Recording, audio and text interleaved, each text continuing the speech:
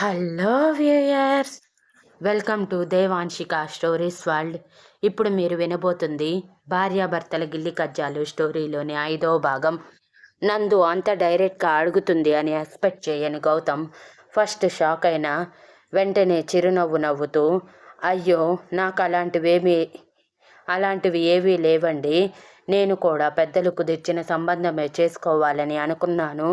పైగా అమ్మాయిలు మీలాగా ఉంటేనే నాకు చాలా ఇష్టం నందు. అవును, నీ పేరు నందికినే కదా, నేను మిమ్మల్ని నందు అని పిలవచ్చా అని అడుగుతాడు. మీరు నన్ను పెళ్లి చేసుకునే పని అయితే మీరు ఎలా పిలిచినా నేనే పలుకుతాను, నాకేమీ అభ్యంతరం లేదు అని నవ్వుతూ అంటుంది. అయితే నేను నిన్ను నందు అనే పిలుస్తాను. నాకు నువ్వు బాగా నచ్చావు. నీ మాటలు, నీ క్యారెక్టర్ ఇంకా నచ్చింది అని మీరు నుంచి నువ్వులోకి వచ్చి అంటాడు. నందు వెంటనే గౌతమ్ బుగ్గలు పట్టుకొని లాగుతూ, మీరు ఎంత క్యూట్గా ఉన్నారో తెలుసా, ఈ డ్రెస్లో వచ్చినప్పటి నుంచి ఇలా మీ బుగ్గలు లాగుదామని మనసు పీకుతోంది. ఇప్పటికి కుదిరింది. ఒకవేళ మీకు నేను నచ్చలేదని చెప్పు ఉంటే ఇంత అడ్వాంటేజ్ తీసుకునేదాన్ని కాదు. మీరు నా గురించి తప్పుగా అనుకోవద్దు అని సిగ్గుపడుతూ అంటుంది. గౌతమ్ నవ్వుతూ, నాకు కూడా నిన్ను చూసినప్పటి నుంచి ఒకటి చెయ్యాలని ఉంది. నీకు నేను ఇష్టమో లేదో తెలియక సైలెంట్గా ఉన్నాను. కానీ ఇప్పుడు నీకు ఇష్టమని తెలిసాక అవసరం లేదు అంటూ వెంటనే తన బుగ్గ మీద ముద్దు పెడతాడు. గౌతమ్ నుంచి అలాంటి రియాక్షన్ ఎక్స్పెక్ట్ చేయని నందు షాక్ అయిపోయి ఆశ్చర్యంగా కళ్ళు పెద్దవి చేసి గౌతమ్ వైపే చూస్తూ ఉంటుంది. ఐ లవ్ యూ నందు, నువ్వు నాకు చాలా నచ్చావు. మీ వాళ్ళకి కూడా నేనే చెప్తాను.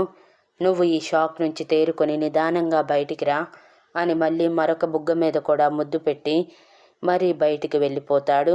గౌతమ్ చేసిన పనికి ఒక్క నిమిషం కోపం వచ్చినా వెంటనే అతని మనసులో తన భార్య అని ఫిక్స్ అయ్యాడని అర్థమయ్యి నవ్వుకుంటూ బయటికి వచ్చేసరికి గౌతమ్ అందరితో నందుకి నాకు ఈ పెళ్ళి ఇష్టమే అని చెప్తాడు. ఆ మాటకి అందరూ సంతోషంగా నవ్వుతూ చూస్తూ, సంతోషం బావగారు, పంతులు గారిని పిలిపించి త్వరగా ముహూర్తాలు పెట్టించేద్దాం అని నవ్వుతూ గౌతమ్ నాన్నగారు అంటారు. బయటికి వచ్చిన నందుని ఓరగా గౌతమ్ చూస్తే నందు గౌతమ్ వైపు చిరుకోపంగా చూస్తూ తన పక్కకి వచ్చి నిలబడి గౌతమ్ కాలిని గట్టిగా తన కాలితో తొక్కేస్తుంది. గౌతమ్ కండలు తిరిగిన శరీరం ఏం కాదు, కొంచెం సన్నగా చాక్లెట్ బాయ్లా ఉంటాడు. నందు కూడా సన్నగా పర్ఫెక్ట్ ఫిగర్తో గౌతమ్కి సరిపోయేలా ఉంటుంది. గౌతమ్ వెంటనే చచ్చాన్రా బాబోయ్ అని గట్టిగా కేకలు వేస్తూ కాలు పట్టుకొని దాని వైపు చూసేసరికి అప్పటికే నందు నవ్వుకుంటూ తన నాన్నగారి పక్కకి వెళ్ళి కూర్చుంటుంది.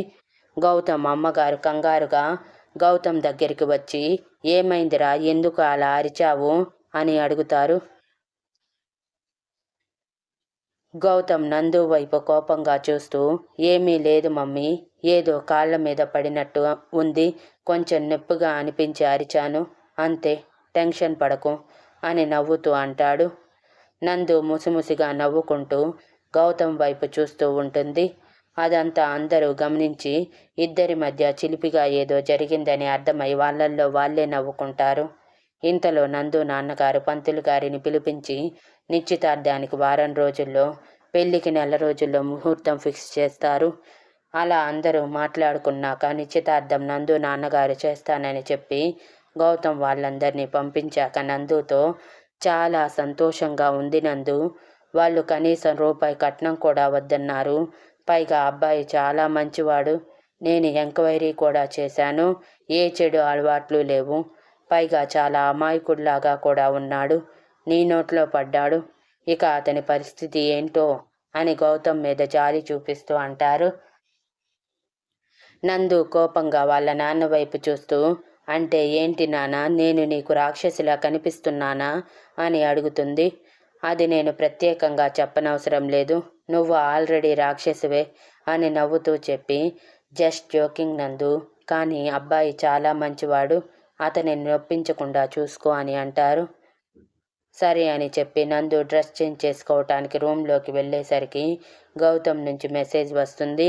ఎందుకు నా కాలు అలా తొక్కేశావు నందు అని కార్ డ్రైవర్ పక్కన కూర్చొని నందుకి మెసేజ్ చేస్తూ ఉంటాడు. నందు షాకింగ్గా నా నెంబర్ గౌతమ్కి ఎలా తెలిసింది అనుకుంటూ ఉండగానే గౌతమ్ నుంచి మరో మెసేజ్. నీతో మాట్లాడి బయటికి రాగానే నీ చెల్లి దగ్గర నుంచి నీ ఫోన్ నెంబర్ తీసుకున్నాను. నీ చిన్ని బుర్రని చించేస్తూ అంతలా కష్టపడకు బంగారం అని నవ్వుతున్న ఎమోజీ పెడతాడు. నందు నవ్వుకుంటూ, మరి నువ్వు నా పర్మిషన్ లేకుండా నాకు ముద్దు పెడితే ఏం చెయ్యాలి? నాకు కోపం వచ్చింది, అది తీర్చుకున్నాను. నాకు కోపం వస్తే అది తీర్చుకునేదాకా నేను ప్రశాంతంగా ఉండలేను అని అంటుంది. గౌతమ్ వెంటనే గుండెల మీద చెయ్యి వేసుకొని, అమ్మో అయితే నీతో కష్టమేనే బాబు, ఏదైనా కానీ ఆ కష్టాన్ని కూడా ఇష్టంగా భరిస్తాను. నువ్వు నా లైఫ్లోకి వస్తే చాలు బంగారం అని మెసేజ్ పెడతాడు. అలా నందు డ్రెస్ చేంజ్ చేసుకుంటూనే గౌతమ్కి మెసేజ్ చేస్తూ ఉంటుంది. అలా కాలం ఎవరి కోసం ఆగకుండా నిశ్చితార్థమైన వాళ్ళ మధ్యలో జరిగితే పెళ్లి గ్రాండ్గా చేస్తారు. నిశ్చితార్థానికి పెళ్లికి మధ్యలో ఇద్దరు ఫోన్లో మాట్లాడుకుంటూ కలవాలి అనుకుంటే ఇద్దరి తల్లిదండ్రులు కలవకూడదు అని స్ట్రిక్ట్గా చెప్పేసరికి ఇద్దరు ఫోన్లోనే మాట్లాడుకుంటూ బాగా క్లోజ్ అయిపోతారు. ఇది మాత్రం పెళ్ళై కుదిరిన అమ్మాయి అబ్బాయి మధ్య కామన్గా జరిగేదే. మీకు కూడా తెలుసు ఫ్రెండ్స్. పెళ్ళైన తర్వాత రోజు గౌతమ్ ఇంట్లో వ్రతం చేసి ఆ రోజే ఫస్ట్ నైట్ కూడా చేసుకుంటారు. అక్కడే ఒక వారం రోజులు ఉండి నందు అమ్మ నాన్న వాళ్ళ ఇంట్లో ఒక వారం రోజులు ఉండి వెంటనే నందుని తీసుకుని హైదరాబాద్ వెళ్ళిపోతాడు. అప్పటికే గౌతమ్ మంచి అపార్ట్మెంట్లో ఒక డబుల్ బెడ్రూమ్ ఫ్లాట్ అద్దెకి తీసుకొని ఉంటాడు. నందుతో పాటు నందు అమ్మగారు వస్తే గౌతమ్ నాన్నగారు, గౌతమ్ అమ్మగారు వచ్చి నందు గౌతమ్ల చేత గృహప్రవేశం చేయించి వాళ్ళతో పాటు ఒక 4 రోజులు ఉండి వెళ్ళిపోతారు. అలా గౌతమ్ నందు హ్యాపీగా టైం స్పెండ్ చేస్తూ ఉంటారు. గౌతమ్కి ఆఫీస్కి వెళ్ళాక నందు ఒక్కతే ఇంట్లో ఉంటూ రోజు మొత్తం బోర్ కొడుతుందని టీవీ కొని టీవీ పెట్టిస్తాడు.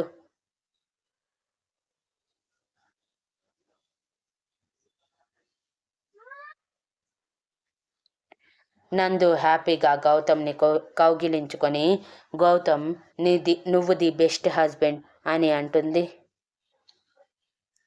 మరి నీకు చదువుకోవాలని ఉంటే చెప్పు, నేను MBA సీట్ తీసుకుంటాను అని అడుగుతాడు. లేదు గౌతమ్, నాకు చదువంటే ఇష్టం లేదు. డిగ్రీనే ఏదో అరకొర మార్కులతో పాస్ అయ్యాను. నా వల్ల కాదు బాబు ఈ చదువులు.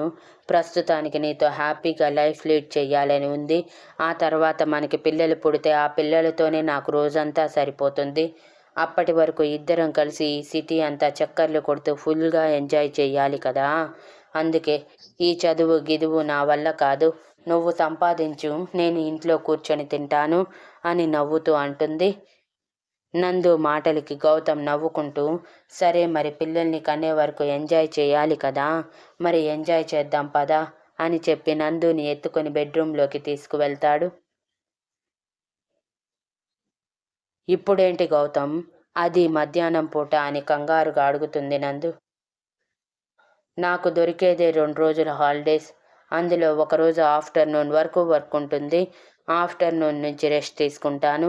ఇక ఈరోజే కదా నాకు మిగిలింది. కనీసం ఈరోజైనా హ్యాపీగా ఎంజాయ్ చెయ్యాలి కదా, అందుకే ఇలా అని చెప్పి నందుని ఆక్రమించుకుంటాడు.